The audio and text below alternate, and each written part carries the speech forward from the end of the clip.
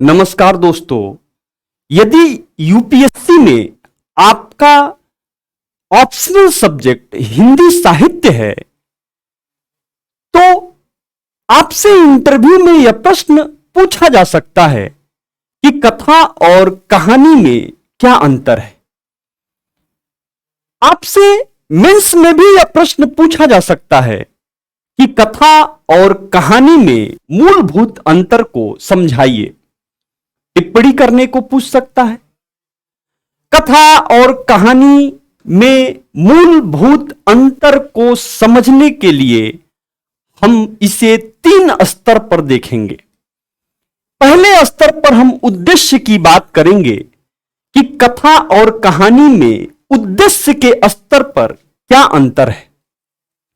जब हम कथा की बात करते हैं तो कथा हमेशा धार्मिक आधार को लेकर आगे बढ़ती है। जो भी कथाएं हैं प्राचीन काल से सारी कथाएं धार्मिक आधार को लेकर आगे बढ़ी हैं। कथा हमेशा उपदेश की बात करती है। कथा में कोई ना कोई उपदेश दिया जाता है। किसी उपदेश को लेकर कथा आगे बढ़ती है और कथा में आध्यात्मिक चिंतन के तत्व होते हैं, यानी कथा आध्यात्म प्रधान होती है। इसका एक उद्देश्य अध्यात्म है। कथा जो है वो नीति की बात करती है, आदर्श की बात करती है, नैतिकता की बात करती है। नीति, मोरल, नीति, आदर्श, कोई ना कोई कथा में एक आदर्श होता है। नीति और आदर्श के साथ साथ कथा में जो है नैतिकता की बात होती है। नैतिकता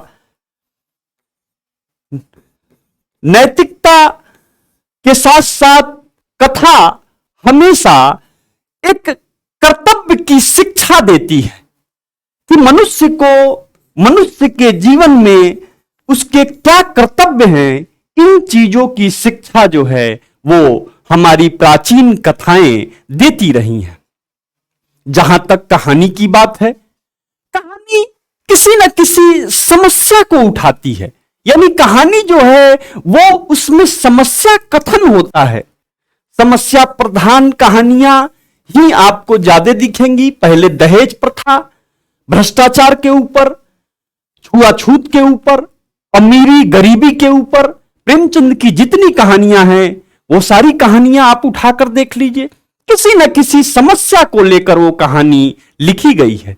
उसमें समस्या कथन होता है। आज क्या है? आज पर्यावरण की समस्या है तो कहानियां समस्या को कथन बनाती हैं। और कहानियों में सामाजिक यथार्थ होता है। उसमें समाज के यथार्थ होते हैं। सामाजिक यथार्थ कहानियों में निहित होता है। कहानियों में भाव दीप्ति होती है। भावनाओं की फीलिंग होता है, उसका चमत्कार होता है। कहानियां जो हैं वो संवेदना को जागृत करती हैं। मनुष्य की संवेदनाओं को जागृत करने का काम कहानियां करती हैं। कहानियां जो हैं वो मानवीय संवेदनाओं को प्रकट करने का काम करती हैं। और कथा का उद्देश्य मनोरंजन होता है। आपके वहां आपकी दादी, नानी, आपके बड़े बुजुर्ग जो कथा आपको सुनाते होंगे, वो कथा सुनकर आपको अच्छा लगता होगा। वो मनोरंजन प्रधान होती थी कथाएं। कथा जिज्ञासा को शांत करता है। उसमें कहीं ना कहीं जिज्ञासाएं होती हैं। जिज्ञासाओं को शांत करने का काम, जिज्ञासाओं को दबाने का काम, क्योंकि कथा सुनने में क्यूरोसिटी आती है, जिज्ञासाएं बढ़ती हैं और कथाएं जिज्ञासाओं को शांत करती हैं। कथा कहीं ना कहीं रहस्य का उद्घाटन करती है। रहस्योद्घाटन, रहस्य को जो मिस्टीरियस है, जो रहस्य छिपा हुआ है, उस रहस्य का पर्दाफाश करती हैं, उसका रहस्य उद्घाटन करती हैं, उसको उजागर करती हैं। कहानी का उद्देश्य मनोरंजन बिल्कुल नहीं होता है। कहानी मनोरंजन प्रधान नहीं होता है। कहानी कथाएं मनोरंजन होती हैं, कहानी में कोई मनोरंजन नहीं होता है। दूसरे स्तर पे यदि हम बात करें विषयगत अंतर, कथा और कहानी में विषयगत अंतर को लेकर यदि हम बात करें तो कथा में वीरता की बात की जाती है, वीरों की वीरता की बात की जाती है, राजाओं के प्रेम की बात की जाती है, उनके शौर्य की बात की जाती है, राजाओं के प्रताप की बात की जाती है, उनके शौर्य प्रताप, उनके प्रेम, राजकुमारियों से प्रेम, इन सारे तत्वों को लेकर जो है, इन सारे विषयों को लेकर जो है वो कथाएं लिखी गई। कथाओं में राजा की न्यायप्रियता की बात की जाती है कि वो प्रजा के साथ कैसा न्याय कर रहा है, वो राजा न्यायप्रिय है कि नहीं है। इन चीजों को आधार बनाकर बहुत से विषयगत कथाएं जो हैं हमारे प्राचीन काल में मिलती हैं। कथाओं में जो है ज्ञान की बात, नॉलेज की बात की जाती है, ज्ञान की बात की जाती है। कथाओं में वैराग्य की बात है, वैराग्य, कोई राजा जो है राजपाट छोड़ दिया और जाके साधु और सन्यासी बन गया, तो वैराग्य की बात की जाती है। ऐसे विभिन्न जो है विविध प्रकार के जो है भाग कथाओं में मिलते हैं।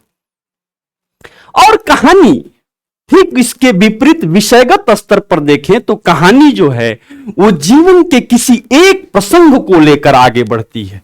कोई एक प्रसंग, जीवन के किसी एक पार्ट को लेकर जो है कहानी आगे बढ़ती है। कहानी घटनाओं पर कहानियां लिखी जाती हैं। घटनाएं जो हैं, जो समाज में घटित घटनाएं हैं, उन घटनाओं को आधार बनाकर कहानियां लिखी जाती हैं। कहानियां भाव प्रधान होती हैं, उसमें फीलिंग होता है।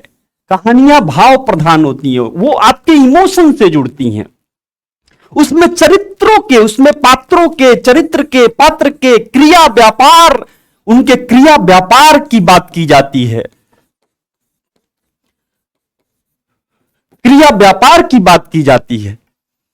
और तीसरे स्तर पर यदि हम बात करें तो शिल्पगत स्तर पर, कहानियों की बुनावट के स्तर पर, कथा और कहानी के बुनावट के स्तर पर यदि हम बात करें तो कथा जो है वो वर्णन प्रधान होता है। कथा में जो है एक्सप्लेनेशन बहुत होता है, डिस्क्राइब होता है, वर्णन प्रधान होता है। कथा को लेकर जो है, कथा जो है लंबे चौड़े वर्णन को जो है लेकर आगे बढ़ता है।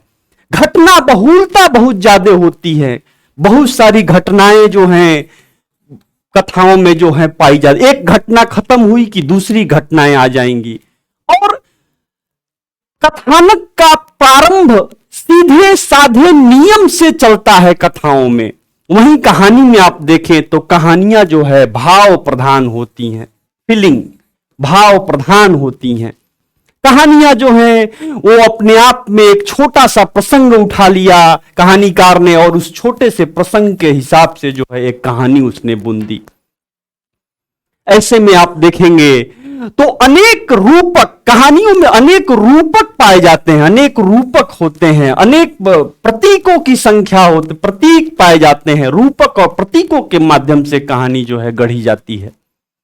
इस प्रकार जो है कहानी में कहीं से भी, किसी भी स्थल से, किसी भी जगह से कहानी की शुरुआत हो सकती है।